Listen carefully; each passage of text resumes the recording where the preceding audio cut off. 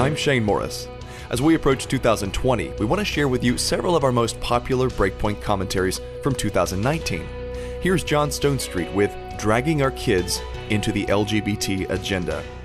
Today's commentary may not be suitable for young children. Please use parental discretion. In the whole run-up surrounding the push for same-sex marriage and LGBT rights, some predicted that the normalization of homosexuality would open the door to other deviant practices. Usually, at the top of the list of things being warned against was pedophilia. But we were told over and over that this was offensive and just an invalid, slippery slope argument. Well, it's been just 4 years since so-called same-sex marriage was instituted by the Supreme Court, and it's now clear that the slope was a lot more slippery than ever advertised. Consider, for example, the growing nationwide trend of drag queen story hours at public libraries. Confused men dressed in flamboyant makeup and women's clothing, reading often propagandistic storybooks to young children. Last weekend, Lansdale Public Library outside of Philadelphia hosted such an event, where a drag queen who goes by the stage name Annie Christ, I'm not kidding, read to dozens of elementary school-age children while in full costume. Later this month, a Greenville, South Carolina public library plans to hold its own drag queen story hour, and similar events have taken place in Houston, Detroit, and even here in Colorado Springs.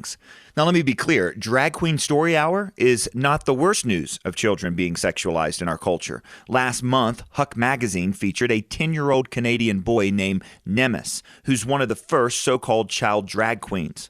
For the article, the young boy was photographed in full makeup and in a dress, alongside and touching a nearly naked man in high heels. A few months earlier, in December, another boy, an 11-year-old named Desmond, reportedly performed a suggestive dance at a New York City-based gay bar, while adult men in the audience threw dollar bills at him. It's hard to see how the boy's parents and everyone at the bar aren't already being charged with contributing to the delinquency of a minor. New York's newly elected Attorney General, Letitia James, should do exactly that. But the very fact that no one's in jail yet is proof of just how slippery that slope I talked about earlier really was. But it wasn't the L, the G, or the B that really greased the skids. No, it was the T, normalizing the gender dysphoria of little boys and girls. And by that, I mean imposing our radical new experimental ideas about sex and gender on children who have no say in the matter has proven to be the means for sexualizing them. They're just expressing themselves, we're told, ignoring the fact that children have no business participating in any kind of sexual expression, least of all for the entertainment of adults. The fact that I'm here in front of this microphone telling you about this now on BreakPoint is a little bit disorienting. Thinking about all of it as a father is a lot nauseating. How we got here, though, is not complicated. Sexualizing children's identity makes sexualizing their behavior inevitable. So what now? Well, we should refuse to accept it.